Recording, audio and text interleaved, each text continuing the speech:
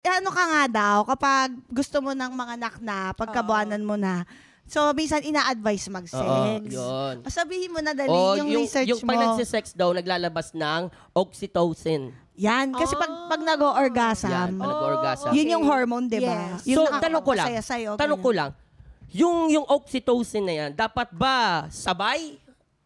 Or ano ba, dapat? Di, pag nag-orgasm- Makakatulong ba yung ano namin, yung semen namin?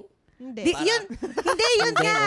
Kasi yung oxytocin, pag nag-orgasm ka, or Okay. basta masaya ka, Okay. you release that hormone. Okay. So, lalo na sa sex, sa Okay. orgasm, mas madami. Sa pleasure. Yes. Oh. Tapos, sa lalaki naman, may tulong din yung similya. Okay. Kasi yung sa talaga? lalaki, may prostaglandin. Yun, ang prostaglandin. Yan ang hindi ko mabasa.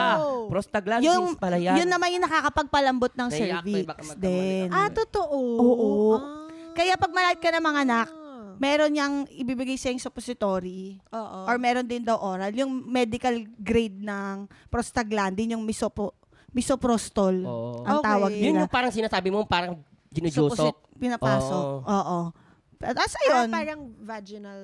Oo, suppository. Pampa. Ipapasok mo yun. Sa cervix? Pampa-dilate, ganon. Para para relax ng